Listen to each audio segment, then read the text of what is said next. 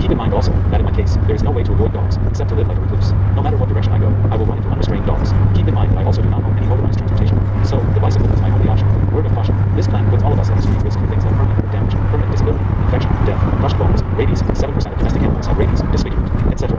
And a single bite from a dog can do all of these. But as properly defending ourselves pre-injury can end up with you and me being put in jail, this is really the only option left. While defending yourself properly and effectively pre-injury is never looking for trouble, no matter how many times you have to do it because of the psychopaths you are surrounded by who just can't seem to grasp the concept of being responsible for their own dogs, or who purposely leave them out to hurt others. If you do manage to defend yourself effectively, as in before being injured, you do run a very high risk of ending up being convicted for some crime, while the psychopath who endangered you with their dog sits there on the stand talking about how their dog was just the friendliest family dog ever. I have seen this over and over and over again where these dog people lie up and down about how great their dog is. And I have seen over and over and over again people injured while these dog people lie about it. We need much tougher laws to punish these dog people when they hurt or endanger others with their dogs, but that's not what we have right now. Keep in mind that even if the dog is running at you and barking, showing clear aggression, these dog psychopaths will claim it's not dangerous and is just doing what dogs do. Keep in mind that mauling people is just what dogs do too.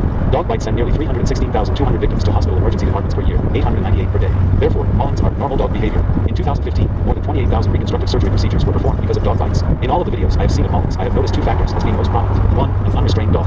2, a pedestrian of some sort, minding their own business. Keep in mind when you watch this, that I have proven in my previous video that even a dachshund can run 22 miles per hour, and I have proven before that I am not fast enough to outrun a dachshund. So, most dogs can probably hit at least 30 miles per hour, as I showed was a reasonable expectation in the previous video, where even a bulky mastiff that was certainly not built for speed hit 29 miles per hour in the snow and without even trying, and where it was shown that blue kilos can go 40 plus miles per hour. So the hopes of actually outrunning a dog are slim, even if you do own an electric bike, most of which only top out at 28 miles per hour, and some of which top out at 20 miles per hour. Plus electric bikes usually become harder to pedal than normal bikes after the battery dies because of the resistance of the motor and the weight of the motor and batteries. And I don't own an electric bike, by the way. Plus you cannot outrun a dog that intersects you. Plus there is no way for me to avoid dogs except to not leave my home, as there is no law requiring dogs to be restrained where I live. Keep in mind that every direction I go, I run into dogs. There is no dogless route that I can go on to get to my destinations. Keep in mind that the faster you go, the harder you will hit the ground when a dog catches up to you and starts ripping in, and the harder you fall, the more road rash and broken bones you will receive. Keep in mind that staying on the bike puts you at risk of lane wandering, which could get you and others hurt or killed if you wander into the oncoming lane and someone swerves to miss you, or you go through their windshield, or you end up in a ditch or going off a cliff or a drop of some sort like an irrigation ditch. Keep in mind also that even if you can outrun the dogs you first come across, other dogs can run out from ahead of you and tackle you. Keep in mind also that I have been scanning yards so that I could get off the bike in time to quell the dog's chase instinct, but I will no longer be doing this, and it was distracting me from the road anyway, which had led to me lane wandering before. While an oncoming car was in the lane I wandered into. Keep in mind that many dogs have run out into the road and tried to maul me, and I have nearly been killed from this, which is the reason I developed the get off the bike method to quell the chase instinct, use the bike as a shield, prevent lane wandering, and put myself in an optimal position to use defensive measures if I need to, and keep the whole mess of dogs from entering the road and creating even more risk. And of course this was wrong of me. Duh. Sarcasm. But we gotta stay on the bike and keep on cycling, otherwise we're looking for trouble. So that's what we're gonna do. And I should mention, before I forget, that dog attacks cost the US alone at least $1 billion per year, and likely much more at this point due to inflation and the increase in number and severity of dog attacks. Also, keep in mind that a person looking to keep themselves safe is never looking for trouble. The only people looking for trouble are the irresponsible dog owners who keep leaving their dogs out, knowing full well the problems and danger their dogs will cause. They put their cows in a fence, so they know they should keep their dogs in a fence too. And if you want to know how I know these irresponsible dog owners are psychopaths, it becomes pretty obvious when a person prioritizes their supposed right to leave their dog unrestrained over other people's safety. They are psychopaths. And yes, I realize some people are just dumb, but when I see people leading out dangerous breeds like Rottweilers and leaving out whole packs of dogs, even though they put their cows in a fence, it becomes pretty clear that they know that leaving their dogs unrestrained is wrong. Keep in mind that everyone knows to back away slowly from predatory animals, as any type of running at all is well known to excite the chase instinct of any predatory animal. So these irresponsible dog owners know what they are doing when they tell you to just keep riding. They know they are putting others in danger. Now onto the plan. Make sure you record all this with a GoPro or similar device. SanDisk Extreme 256GB cards work well in the more recent GoPro Hero models, 9 and on. Don't use other models of memory card, and be careful what size of card you use, as these cameras don't handle them all so reliably. Supposing you use a newer GoPro Hero camera model. 1. Just keep riding. Ignore the dog. I've been told this repeatedly by irresponsible owners, judges, lawyers, and probably by a prosecutor, to just keep riding, because stopping to quell the dog's chase instinct, which worked wonderfully much of the time unless the dog was very aggressive, to prevent lane wandering or ending up in it.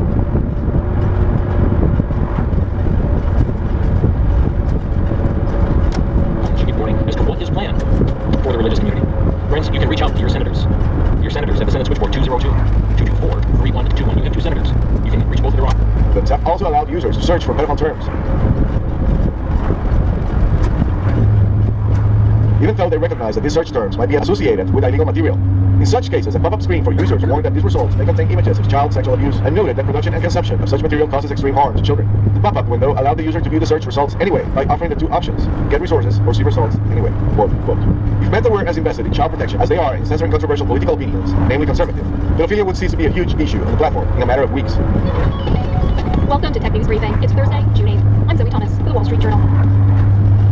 Investigations by the Wall Street Journal and researchers at Stanford University and the University of Massachusetts Amherst have found that Instagram helps connect and promote a vast network of accounts openly devoted to the commission and purchase of underage sex content. These pedophilic accounts are brazen about their interests, using hashtags like pedowar and preteen sex to search for sellers of child sex material.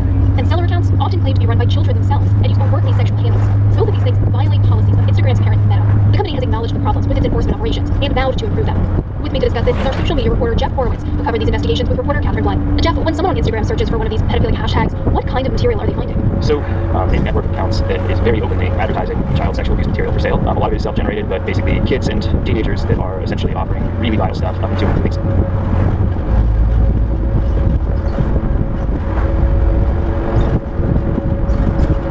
First of all, can I be of the center which is me? Yes, sir? Then my brain be free of myself, the self. Whether the self is super self, ultra super, is still the self.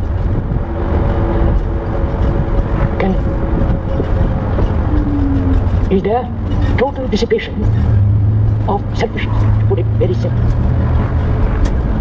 Selfishness, the self-center, is very cunning. It can think it is escaped from all selfishness, from all concern about its own entity, its own becoming, and it very subtly and deeply is putting out a tentacle. Don't you know this? So one has to discover for oneself whether there can be complete and total freedom from all selfishness, which is all self-centered activity. That is meditation. Neutrality, or the narrow gate, does not constitute the absence of action. Instead, it brings one into formulation with actions that are based upon unity instead of division. It is nearly impossible to discern, but every action outside of the narrow way is automatically derived from the divided state, and at once revealed energy. The concern for the moment, however, is not with the accumulation or loss of physical vigor, but with the framework of the mind and the dichotomy to which it is subjected on a daily basis. It is from this framework that every major problem of the human species is constituted from, and to which it owes its conclusions. The greatest misconception is that neutrality means that one does nothing. Neutrality actually means approaching all action without prejudice, and all of the formulations of judgment and personal egotism of the past. What does that mean exactly? In simple terms, it means an action that does not involve any idea of the self, or the me. It is an action that is sourced from an undivided mind. For the majority of the species, this is where the filters are turned on to 100%, and everything from this point is ignored or ridiculed. It has been this way through the countless ages. Who is ready or willing to even consider letting go of the entire schematic of that which has been built over years into what is called the me? This is not physical self-destruction that is being talked about, and it is not determination of the mind itself. That is nihilism, which is the most extreme form of dualism. What is being talked about here is the cessation of all the built-up concepts, ideas, and belief systems that surround the mind and create barriers against the truth by coloring it lies and innuendo. It has always been easier to live with a comfortable lie than with a disturbing truth, at least for a while. Even comfort will eventually give way to a more dissatisfying form of unease that even physical or material excess cannot alleviate. This dis-ease needs to be addressed, and the discomfort which it brings is becoming more obvious to many who are past the pain.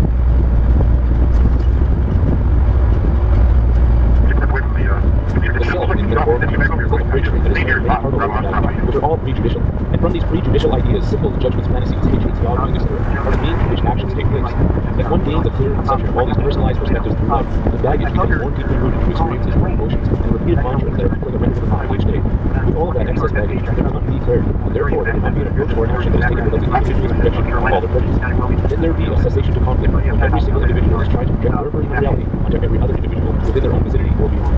When one portrays themselves as being from one nation, either American, Jamaican, Mexican, or any other example, are each of these people going to see everyone else through the eyes of clarity and neutrality, or is it just going to be so much prejudice and division? The moment that one identifies themselves with a nation, a class, caste, or religion, then all other versions of those systems are seen as enemies, or at the very least, outsiders that are deemed less worthy. This creates an artifice in the mind that is used against everyone else who is not a part of the organization the one has enfolded themselves into. This further creates an area in the mind that can be called artificial security. These identifiers mean that any action is taken from an automatic point of view that is self-justified, which is why the politicians can use this tactic against the populace of an area that anyone who is not an American, for example, can be declared terrorist. Either you're with us, either you love freedom, and with nations which embrace freedom, or you're with the enemy. There's no in between. If you're with us, you're with the enemy. That's clear. I will continue to make that clear.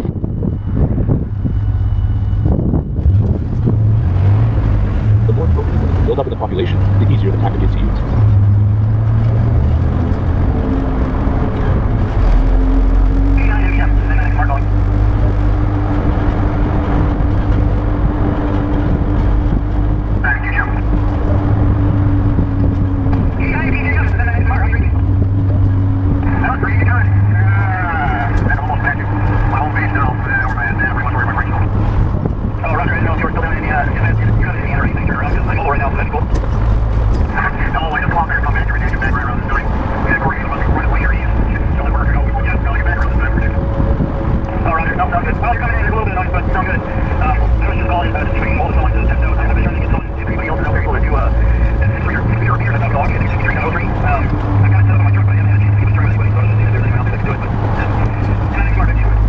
Is there in the approach to all actions taken every day based upon things like race, color, religious denomination, gender, class distinction, social status, and nationalism? How many problems do each of these actions cause?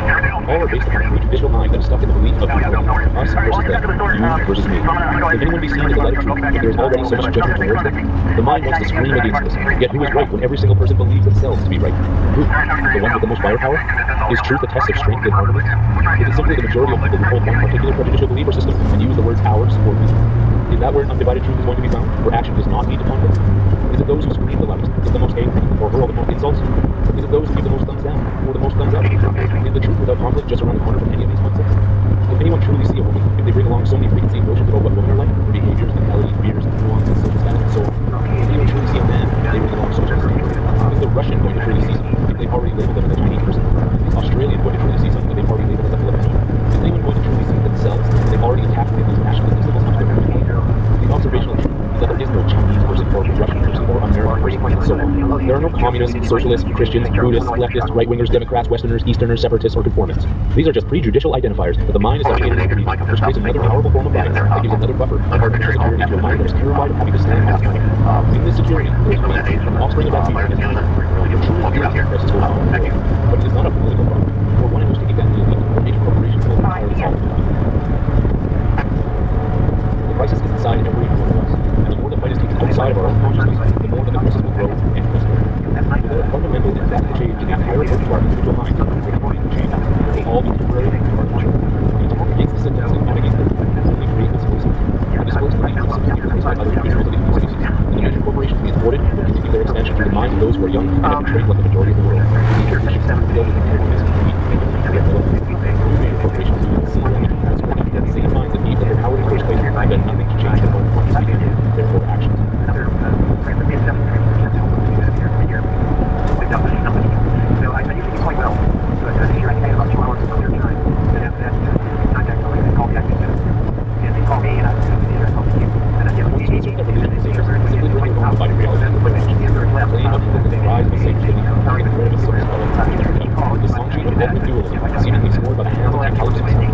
Thousands of denominations of each religion already show us the future of what would happen if everyone was converted into one religion.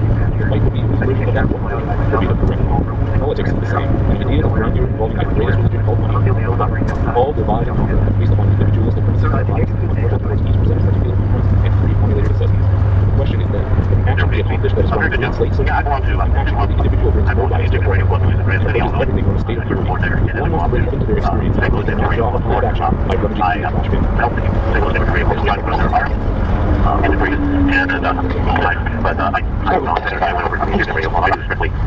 There's nothing the future knowledge comes here. You see? The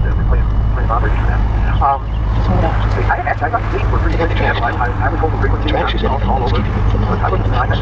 This small you two are there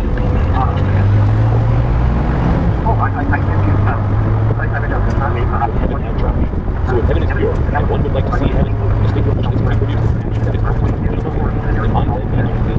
The mind appreciates any action from the state of impurity to arrive at something should one then not handle any others carry what goes into the mind? Every tendency actually grows into a forest of actionable consciousness. Who is the one that remains accountable for the content that has been taken in? If each of us is the emperor of our own domain, should the answer not be obvious? Neutrality closes the divide and brings the narrow gate into focus, and it is from this vantage point as the witness where one can simply see what is. In this state, there cannot be argument, only a point of trust in which the observer has become the observed. The two sides are not separate, which means that there is agreement towards all action. In fact, to say that there are two sides is no longer accurate, because the sides are erased. When the sides have been erased and the clarity of truth comes forth, will you then go to war with yourself? Will you then not feed yourself if you are fear? Will you then treat yourself with contempt? Will you then compete and steal with yourself? Will you then show anger and empathy towards yourself? Will you show nationalistic hatred towards yourself? Will you tell yourself to go to hell for not believing in a symbol? Will you then ignore yourself? What else are we all doing? In a world of crisis, what else are we all doing? Actually, what I should say is the service. He is outside of the industry. And